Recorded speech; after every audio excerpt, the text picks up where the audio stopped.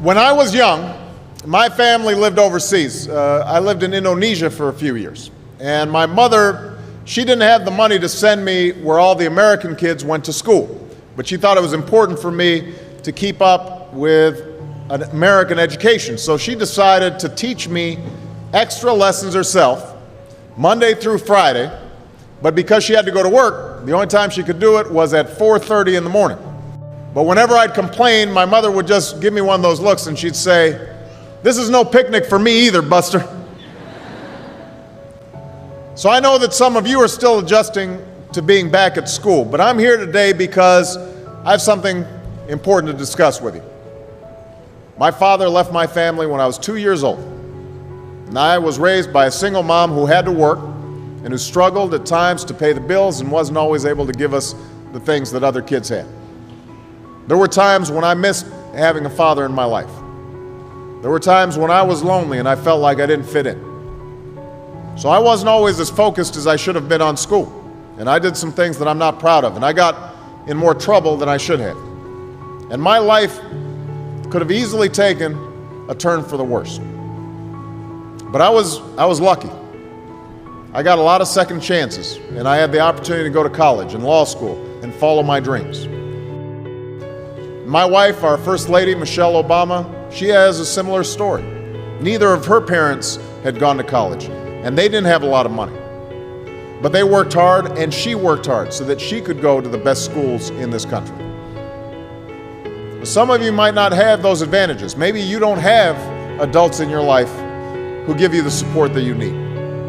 Maybe someone in your family has lost their job, and there's not enough money to go around.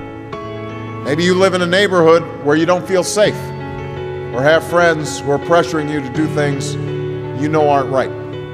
Maybe you could be a great writer, maybe even good enough to write a book or articles in a newspaper, but you might not know it until you write that English paper, that English class paper that's assigned to you. Maybe you could be an innovator or an inventor, maybe even good enough to come up with the next iPhone or the new medicine or vaccine, but you might not know it until you do your project for your science class.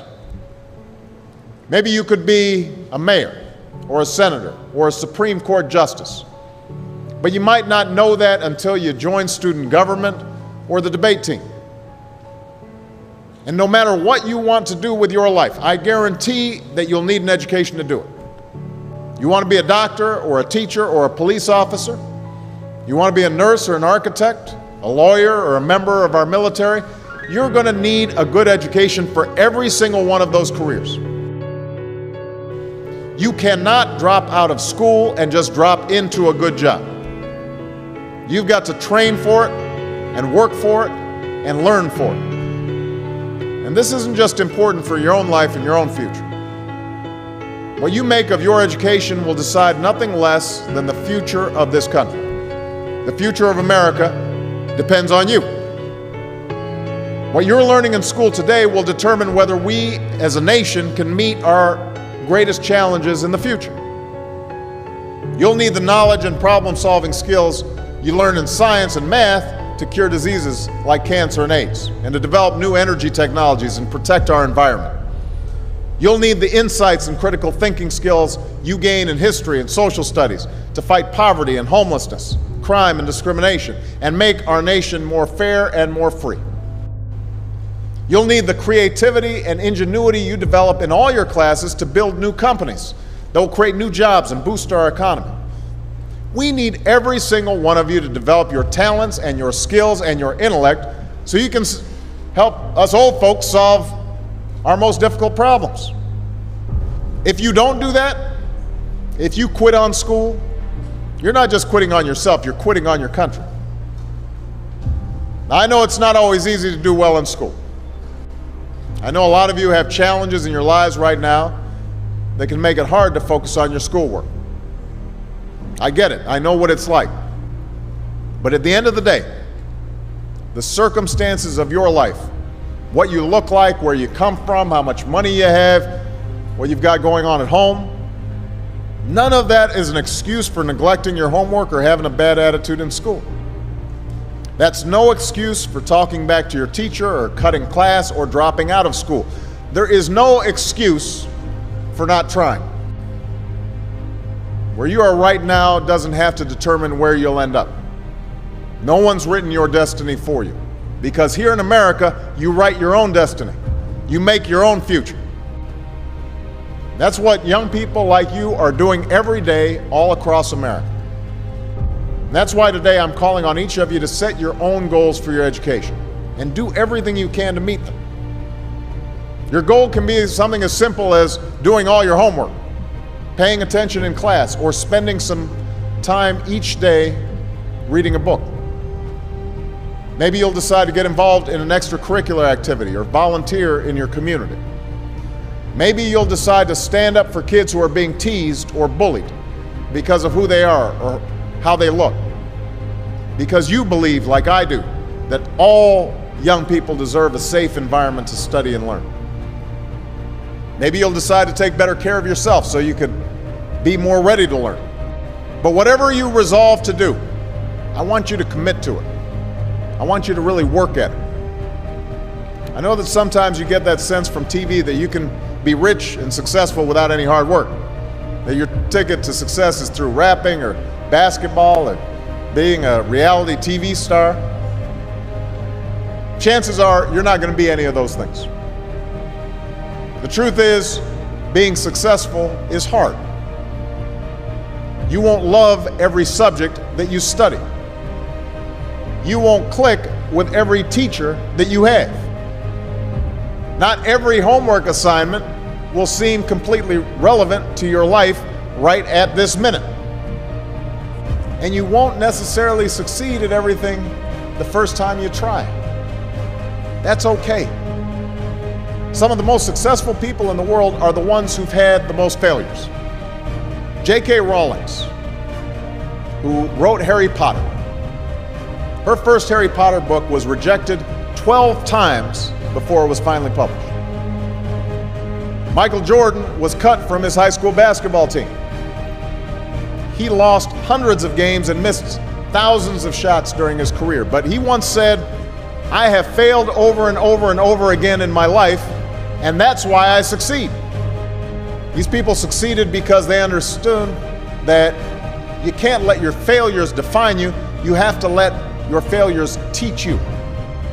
You have to let them show you what to do differently the next time. So if you get into trouble, that doesn't mean you're a troublemaker. It means you need to try harder to act right.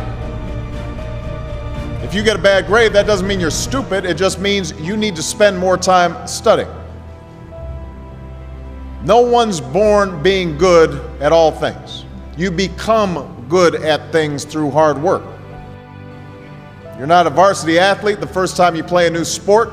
You don't hit every note the first time you sing a song. You've got to practice. The same principle applies to your schoolwork. You might have to do a math problem a few times before you get it right. You might have to read something a few times before you understand it. You definitely have to do a few drafts of a paper before it's good enough to hand in. Don't be afraid to ask questions. Don't be afraid to ask for help when you need it. I do that every day. Asking for help isn't a sign of weakness, it's a sign of strength. Because it shows you have the courage to admit when you don't know something, and that then allows you to learn something new. So find an adult that you trust, a parent, a grandparent, or a teacher, a coach, or a counselor, and ask them to help you stay on track to meet your goals. And even when you're struggling, even when you're discouraged, and you feel like other people have given up on you, don't ever give up on yourself.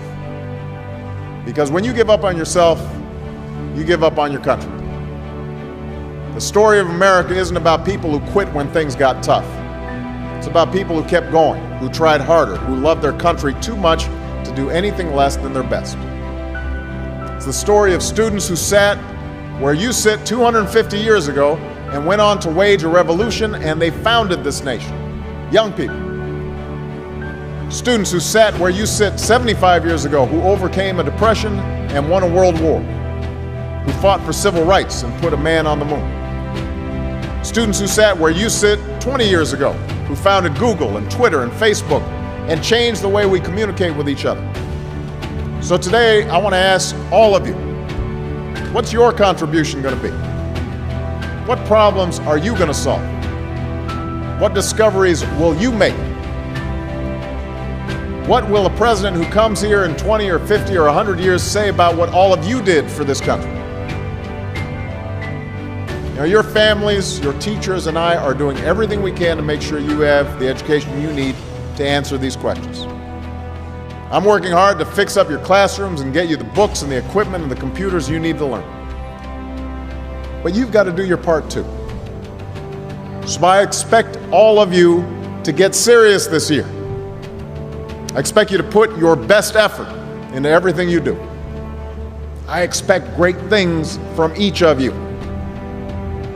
So don't let us down. Don't let your family down or your country down. Most of all, don't let yourself down.